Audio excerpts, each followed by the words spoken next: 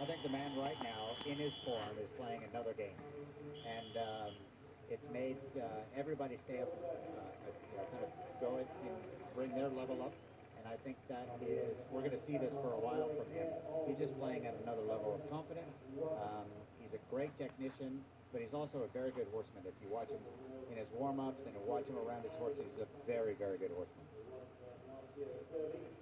And he had actually all three titles, Olympic, World and European, until Sandra Opath became world champion in Normandy, France.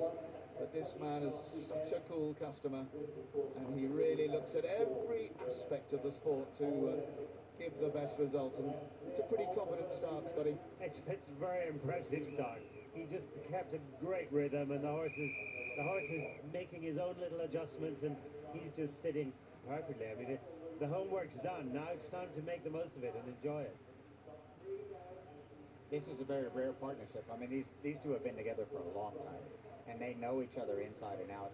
I think Michael's got great emotional control, all the way through his rides, and so this horse really knows him. He knows the horse, and they have a great partnership. It's such a good horse, although the skinny narrows also, that Michael can really trust him.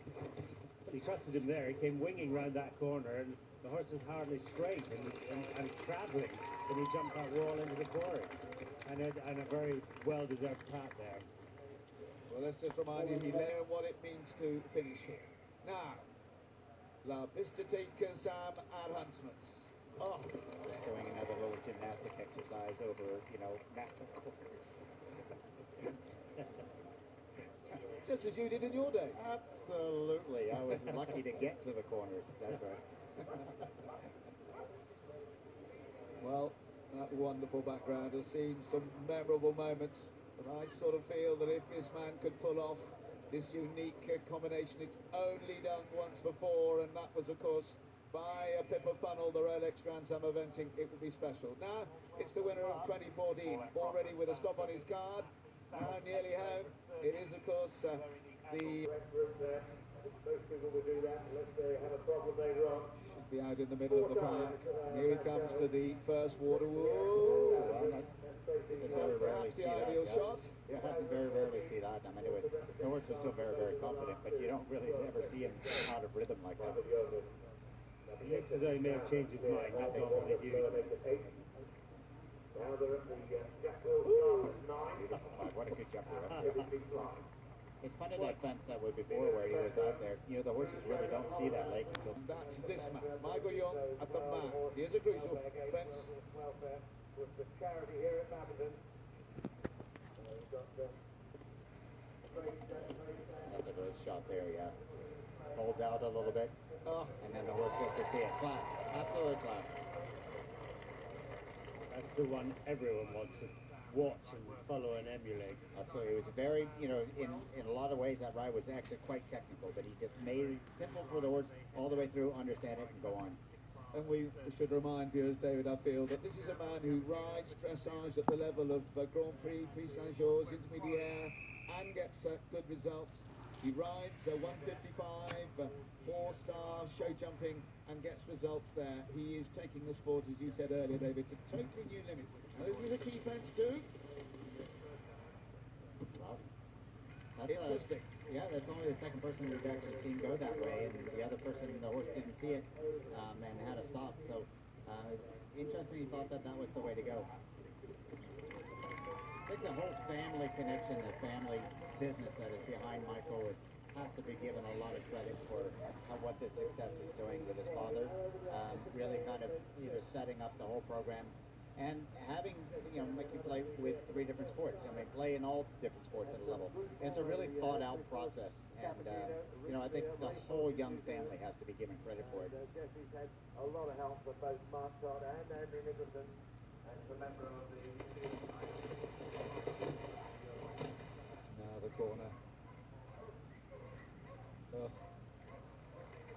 Some very quick, subtle adjustments. I mean, it wasn't perfect, but he made it look pretty impressive nonetheless. Yeah, every decision was right. I mean, it's not the smoothest round so far, actually, that we've ever seen. But he's always making the right decision, keeping the horse on his feet and let him see the job, And then, Sam really picks up and knows what he wants to do here. Well, now to that crucial fence leading up to the Vicarage V. Here we go.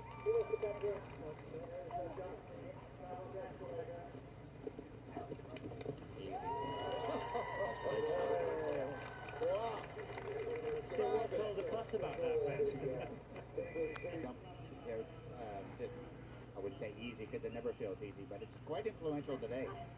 Well, this is Michael Young over the Outlander bank. We had a glimpse of New Zealanders' young star, 26-year-old Jess Campbell, Cappuccino, going through Huntsman's. He's one of their rising stars as Michael and Sam come to the hollow. A second outside, went in firm, and Oliver Townend were inside. Gone through the end in 1 I always love watching this horse's ears. Always pricked, always looking at the thing, sizes it up, and never ever takes his concentration off of it.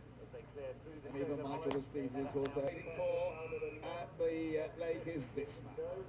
34 years old, he won the Olympic title on his birthday in London, 30 years old. Coming back to the World Horse Welfare Gates. As we now come to the lake. We'll see how he's doing on the clock.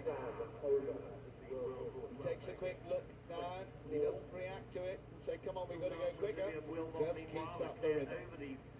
There we are, 2:55, counting down. That is still on target.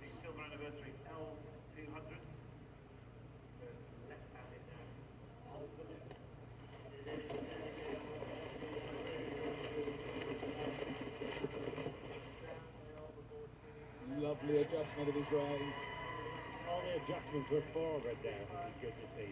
Serious acceleration actually when he jumped out of the bank when he put his leg on him. There was a big acceleration, but the horse is still very, very sharp and in the game here.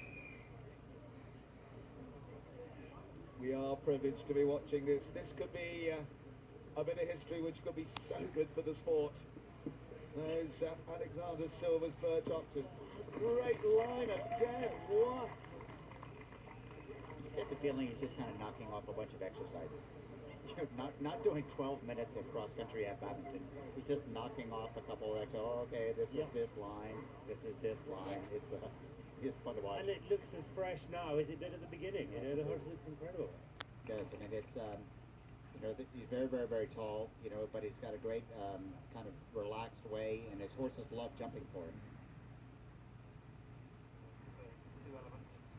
Well, if you're watching this at home, you're watching poetry, and we're privileged. Yeah, and like I said, I think right now he's at a level by himself, and you get that feeling all over the world right now, whatever he runs. Now, what about the clock? Are we on time, or are we just a bit behind time? I think we're all right. I think we're seeing history in the making here. I think he's a cool customer and he knows exactly where he is with the clock.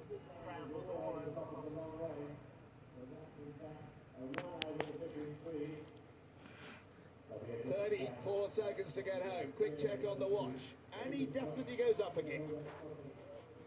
And that's a great testament for all of the homework that he has at home, that he can go up a gear, 11 and a half minutes into the course, puts his foot down and says, all right, here we go.